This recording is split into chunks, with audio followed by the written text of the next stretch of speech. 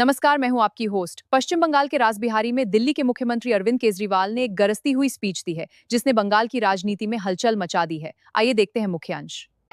भारत माता की, भारत माता की, इनकलाब, वंदे, जय बांग्ला, जय बांग्ला। आज इतनी बड़ी संख्या में यहाँ पे आए हुए मेरे सभी भाइयों, बहनों, माताओं, बुजुर्गों, बच्चों, आपको सबको मेरा नमस्कार। मैं दिल्ली से आया हूं आप लोगों से मिलने के लिए। आपनी शोभाए केमन आছেন? আমি একটু একটু বাংলা বলতে পারি। हाँ, ভালো করে।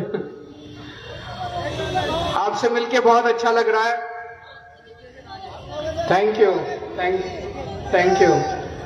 Thank you so much, thank you. आप लोगों ने इतना प्यार दिया, इतना सत्कार, मान सम्मान, आदर दिया, इसके लिए मैं आपका सबका बहुत बहुत शुक्रिया अदा करता हूं। दोस्तों, ये चुनाव बहुत मामूली चुनाव नहीं है। ये चुनाव कोई पार्टियों के बीच का चुनाव नहीं है। ये चुनाव देश को बचाने का चुनाव है। ये चुनाव जनतंत्र को बचाने का चुनाव है, डेमोक्रेसी को बचाने का चुनाव है। इसलिए मैं दिल्ली से आया हूं। आप लोग, बंगाल के लोग जो लड़ाई लड़ रहे हैं, जिस तरह से आप मोदी और अमित शाह की तानाशाही के खिलाफ देश को बचाने की लड़ाई लड़ रहे हैं, पूरा देश आपको देख रहा है। पूरे देश में बंगाल के चुनाव की चर्चा हो रही है। दिल्ली में हम लोग खूब चर्चा करते हैं, दिल्ली के लोग, बंबई के लोग, पूरे महाराष्ट्र, गुजरात, सब जगह बंगाल की चर्चा हो रही है। क्यों? जब हमारा आजादी का आंदोलन हुआ था तो सबसे ज्यादा कुर्बानी देश को आजाद कराने के लिए, अंग्रेजों से देश को आजाद कराने के लिए सबसे ज्यादा कुर्बानी बंगालियों ने दी थी। सुभाष चंद्र बोस, खुदीराम बोस, लाखों युवाओं ने अपना कॉलेज छोड़ दिया, पढ़ाई छोड़ दी, आजादी के आंदोलन में कूद गए, अपनी जान की बाजी लगा दी, फांसी चढ़ गए। आज उस आजादी को बचाने की काम कर रहे हैं आप लोग। उस आजादी को बचाने की लड़ाई आप लोग लड़ रहे हैं। जो आजादी सुभाष चंद्र बोस ने दिलाई थी, जो आजादी खुदीराम बोस ने दिलाई थी, आज वो आजादी खतरे में है। उस आजादी को बचाने की लड़ाई आप लड़ रहे हैं। नरेंद्र मोदी और अमित शाह, ये दोनों डिक्टेटर हो गए हैं। इनको पिछले 12 साल में हमारे देश के लोगों ने इतना वोट दिया, इतना वोट दिया, इतनी मेजॉरिटी दी इनको। अगर ये चाहते तो देश के लिए क्या नहीं कर सकते थे। देश बदल सकते थे ये लोग, गरीबी खत्म कर सकते थे देश में, पूरे देश में इतना अच्छा इंफ्रास्ट्रक्चर कर सकते थे, गरीबी दूर कर सकते थे, सब कुछ। इन्होंने क्या किया? केवल और केवल नफरत फैलाने का काम किया, केवल और केवल लोगों को बांटने का काम किया। जम के करप्शन किया इन दोनों ने मिलकर, खूब करप्शन किया इन दोनों ने मिलकर, लूट लिया दोनों ने मिलकर देश को। अब लोग इनसे नफरत करते हैं। केवल बंगाल के लोग नहीं, पूरे देश के लोग इनसे नफरत करते हैं। आप सोशल मीडिया उठा के देख लीजिए, फेसबुक, इंस्टाग्राम, ट्विटर, यूट्यूब, कोई उठा के देख लीजिए आप। इतनी गालियां पड़ती हैं मोदी जी को, इतनी गालियां पड़ती हैं। मोदी जी कोई ट्वीट करते हैं, उसके नीचे आप कमेंट्स पढ़िए लोगों के, इतनी गालियां देते हैं लोग, इतनी गालियां देते हैं। मुझे नहीं लगता कोई भी देश का प्रधानमंत्री इतना अनपॉपुलर होता है। बहुत अनपॉपुलर हो गए हैं ये लोग। रोज ट्रंप हमारे देश को गाली देता है, मोदी जी को गाली देता है। मोदी जी की हिम्मत नहीं है कि ट्रंप के खिलाफ एक शब्द बोल दें। मोदी जी की हिम्मत नहीं है ट्रंप के खिलाफ एक शब्द बोले। इतना कायर प्रधानमंत्री 75 साल में हमारे देश में कभी नहीं आया जितने कायर मोदी जी हैं, कभी नहीं आया। अरे कुछ तो बोलो उनके खिलाफ। अभी 2 दिन पहले ट्रंप ने कहा इंडिया नरक के समान है। ईरान ने उसके खिलाफ बोला, ट्रंप के खिलाफ, कि आप इंडिया को ऐसे नहीं बोल सकते। ईरान वालों ने बोला, मोदी जी के मुंह से एक शब्द नहीं निकला। इसलिए लोग नफरत करने लगे हैं मोदी जी से कि इतना कायर प्रधानमंत्री, इतना झूठा प्रधानमंत्री। अब मोदी जी को कैसे, मोदी जी चुनाव कैसे जीतेंगे? इतने लोग उनसे जब नफरत करते हैं तो मोदी जी ने और अमित शाह ने मिलकर एक षड्यंत्र रचा। वोटर लिस्ट बदल दो, लोगों के वोटर लिस्ट से नाम काट दो। लोग वोट डाल नहीं पाएंगे तो कैसे जीतेगी दूसरी पार्टी, है ना? वोटर लिस्ट बदल दो, फर्जी नाम डाल दो वोटर लिस्ट में, असली नाम काट दो। मोदी जी ने आपके बंगाल में 27 लाख लोगों के नाम काट दिए, 27 लाख लोगों के। ये कोई हंसी खेल नहीं है। इसके लिए थोड़ी सुभाष चंद्र बोस शहीद हुए थे, इसके लिए थोड़ी लोगों ने लड़ाई लड़ी थी कि एक ऐसा टाइम आएगा कि पूरा जनतंत्र वोटर लिस्ट खत्म कर दे। अरे वोटर लिस्ट ही नहीं बचेगी तो चुनाव कैसे होंगे? 27 लाख लोग वोट कैसे डालेंगे? मैं तो दिल्ली में रहता हूं, अखबार में पढ़ता हूं। अखबार में मैंने पढ़ा 93 लाख, अभी 27 लाख लॉजिकल डिस्क्रिपेंसी में ट्रिब्यूनल में पड़ा हुआ है। एक परिवार है, मां का वोट बना हुआ है, बाप का वोट बना हुआ है, बेटे का वोट कट गया। अरे ऐसे कैसे हो सकता है? मां इंडियन, बाप इंडियन, बेटा इंडियन नहीं है। वाह मोदी जी वाह। मां का वोट है, बेटे का वोट है, पिताजी का वोट नहीं है। ऐसे ऐसे कमाल कर दिया मोदी जी ने। वाह मोदी जी वाह। ऐसे करके उन्होंने 90 लाख लोगों के वोट काट दिए। अब ये 90 लाख लोगों का क्या होगा? अगर आपने गलती से कमल का बटन दबा दिया, अगर आपने गलती से बीजेपी को वोट दे दिया, गलती मत करना। ये 90 लाख लोगों का क्या करेंगे बीजेपी वाले चुनाव के बाद? मेरा सोच के दिल घबरा जाता है, क्योंकि ये लोग अब सिटीजन नहीं है। ये 90 लाख लोग अब सिटीजन नहीं है इंडिया के। अगर बीजेपी आ गई है, मोदी और अमित शाह मिलकर इन 90 लाख लोगों का क्या करेंगे भगवान मालिक है। इनको डिटेंशन सेंटर में डालेंगे, क्या करेंगे पता नहीं।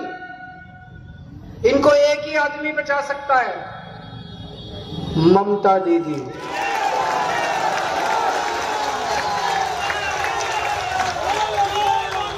इनको केवल ममता दीदी बचा सकती है। ममता दीदी इतनी मेहनत कर रही है, छोटी सी महिला है, इतनी सी, मेरे यहां तक आती है, पतली सी महिला है, लेकिन जब सड़क पे चलती है अर्थक्वेक आ जाता है, अर्थक्वेक आ जाता है, भूचाल आ जाता है। मोदी जी का सिंहासन डोलने लग जाता है जब ममता दीदी जब सड़क पे चलती है, उधर मोदी जी की कुर्सी हिलती है। हिलती है कि नहीं हिलती? तो दोस्तों, ये जो 90 लाख लोग हैं जिनके वोट काटे गए हैं, चुनाव के बाद इनको राशन कार्ड का अधिकार खत्म हो जाएगा, सरकार से मिलने वाली सुविधाएं खत्म हो जाएंगी। इनका बहुत बुरा हाल होने वाला है। अगर ममता दीदी जीतेंगी तो इन 90 लाख लोगों को वापस सिटीजन बनाएंगी, इनको वापस अपना अधिकार दिलाएंगे। है कि नहीं है? इन 90 लाख लोगों से मेरी अपील है,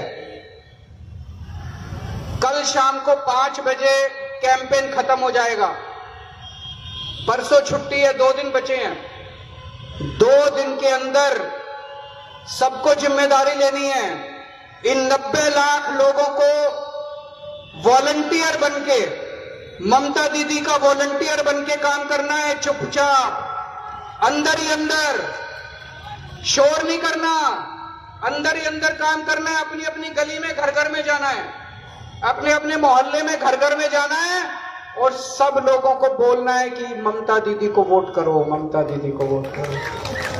वोट दिलवाने का काम करना है, बीजेपी को हराना है, देश को बचाना है।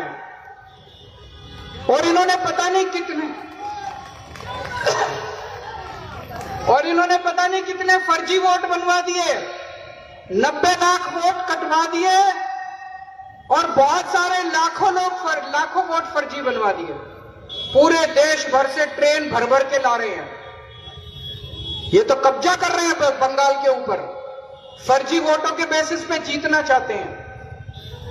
तो दोस्तों, मोदी जी इस तरह से जीतना चाहते हैं। मोदी जी के 3 यार, सीबीआई, ईडी, ज्ञानेश कुमार। मैं उनसे पूछना चाहता हूं, बंगाल की जनता पूछना चाहती है मोदी जी से, ये सब करने के बाद भी ED, CBI, Gyanesh Kumar, election commission, और मेरे को पता चला यहां पे मिलिट्री भेज दी उन्होंने, मोदी जी ने। बंगाल में 3.5 लाख मिलिट्री भेज दी। यहां पे क्या आतंकवादी रहते हैं? आप लोग आतंकवादी हो क्या? ये तो अपमान है बंगालियों का, आप सब लोगों का, पूरे वेस्ट बंगाल का अपमान है ये। मिलिट्री भेजने की क्या जरूरत है हमारे घर में? हमारे बंगाल में मिलिट्री भेजने की क्या जरूरत है? तो दोस्तों, अगर मोदी जी मिलिट्री भेजने के बाद, ईडी, सीबीआई सबके भेजने के बाद, अगर मोदी जी फिर भी हार गए तो बंगाल की जनता पूछना चाहती है, अगर मोदी जी इसके बाद भी हार गए तो क्या रिजाइन करोगे, इस्तीफा दोगे? अभी पूरे बंगाल में बीजेपी के कई मुख्यमंत्री घूम रहे हैं, कई मिनिस्टर घूम रहे हैं, सेंट्रल मिनिस्टर घूम रहे हैं। एक छोटी सी महिला, उसको हराने के लिए ED, CBI, election commission, Gyanesh Kumar, military, इतने सारे बीजेपी के मिनिस्टर, चीफ मिनिस्टर सारे लगे हुए हैं, फिर भी दीदी जीत जाएगी। फिर भी दीदी जीत जाएगी। एक छोटी सी महिला को हराने के लिए सारी फोर्स लगी हुई है, सब लगे हुए हैं एक छोटी सी महिला को, फिर भी वो जीत जाएगी। कैसे जीत जाएगी? ये चमत्कार है, ये मां की शक्ति है। दीदी के ऊपर काली मां का आशीर्वाद है, दीदी के ऊपर दुर्गा मां का आशीर्वाद है। दीदी के साथ दुर्गा मां है, दीदी के साथ काली मां है। मां की शक्ति है दीदी के अंदर। नहीं तो इतनी बड़ी बड़ी ताकतों को कौन हरा सकता है? जब महाभारत में कौरवों और पांडवों का युद्ध हुआ था, कौरवों के पास इतनी शक्ति थी, इतनी ताकत थी, इतनी बड़ी सेना थी, इतनी बड़ी फौज थी, इतने संसाधन थे कौरवों के पास। पांडवों के पास कृष्ण जी थे, इसलिए पांडव जीत गए। दीदी के साथ दुर्गा मां है, दीदी के साथ काली मां है। और मैं एक चीज आप लोगों को बताना चाहता हूं, दीदी ने जितने अच्छे काम किए हैं, अगर ये लोग गलती से आ गए, वो सारे अच्छे काम बंद कर देंगे। दिल्ली में 1 साल पहले इन्होंने, मैं दिल्ली का मुख्यमंत्री था, इन्होंने मेरे ऊपर झूठा केस किया, बोले केजरीवाल ने घोटाला कर दिया, केजरीवाल ने घोटाला कर दिया। केजरीवाल पैसे खा गया, मेरे को पकड़ के इन्होंने जेल में डाल दिया, 6 महीने में जेल में रहा। आपने सुना होगा अभी कोर्ट का ऑर्डर आया है, कोर्ट ने कहा है कि केजरीवाल निर्दोष है। कोर्ट ने कहा केजरीवाल ने कोई भ्रष्टाचार नहीं किया, कोर्ट ने कहा केजरीवाल कट्टर ईमानदार है। इन्होंने झूठा केस करके मुझे जेल में डाल दिया और षड्यंत्र करके दिल्ली के ऊपर कब्जा कर लिया इन्होंने। 1 साल हुआ है दिल्ली में बीजेपी को सरकार बनाए हुए, जितने अच्छे काम हमने किए थे एक एक करके सारे काम बंद कर दिए। हमने स्कूल बनवाए थे, बहुत अच्छे सरकारी स्कूल गरीबों के बच्चों के लिए, स्कूल बंद कर दिए बीजेपी ने। हमने मोहल्ला क्लिनिक बनाए थे, गरीबों का इलाज होता था, सारी दवाइयां मुफ्त थी, सारे टेस्ट मुफ्त थे, डॉक्टर मुफ्त था। इन्होंने मोहल्ला क्लिनिक बंद कर दिए 1 साल में। हमने हॉस्पिटल बनाए, इन्होंने हॉस्पिटल बंद कर दिए। हमने फ्री में पानी देते थे, सबका पानी फ्री था हर परिवार को, इन्होंने फ्री पानी बंद कर दिया। सारे काम, महिलाओं को फ्री में बस में ट्रैवल, बस में टिकट नहीं लगती थी महिलाओं को, इन्होंने महिलाओं का फ्री बस सर्विस बंद कर दी। आप लोगों को दीदी हर महीने 1,500 रुपए देती है कि नहीं देती? सबको देती है। अगर बीजेपी आ गई 24 घंटे में आपके 1,500 रुपए बंद कर देगी। गलती मत कर देना, जब बटन दबाने जाओ गलती से कमल का बटन मत दबा देना, बहुत खतरनाक बटन है कमल का, वो मौत का बटन है, वो खतरनाक बटन है। कमल का बटन मत दबा देना, नहीं तो आपके 1,500 रुपए मिलना बंद हो जाएंगे। और ये बीजेपी जितने वादे कर रही है, झूठ बोल रही है। मुझे पता चला प्रधानमंत्री जी आके कह रहे हैं कि मैं 3,000 रुपए महीना दूंगा। पिछले साल दिल्ली के चुनाव फरवरी में थे, प्रधानमंत्री जी ने दिल्ली में बोला कि मेरे को वोट दे दो, मेरी सरकार बना दो, 8 मार्च को हर महिला के अकाउंट में 2,500 रुपए आ जाएंगे। भाई साहब 1 साल हो गया, एक बार 8 मार्च आया, दूसरी बार 8 मार्च आया, अभी तक 1 पैसा किसी महिला के अकाउंट में नहीं आया। झूठ बोलते हैं प्रधानमंत्री। 75 साल में सबसे झूठा प्रधानमंत्री अभी है। इनकी बातों पे विश्वास मत करना, जम के दीदी को वोट देना। दीदी आपके लिए लड़ रही है, अकेली छोटी सी महिला है, अकेली आपके लिए लड़ रही है, दीदी को वोट देना। शेरनी है वो, शेरनी।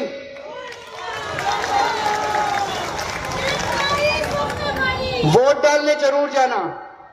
यहां से देबाशीष कुमार जी खड़े हो रहे हैं चुनाव के लिए। अरुण विश्वास जी है, इनको वोट देके जबरदस्त जिताना है, भारी बहुमत से जिताना है। भारत माता की।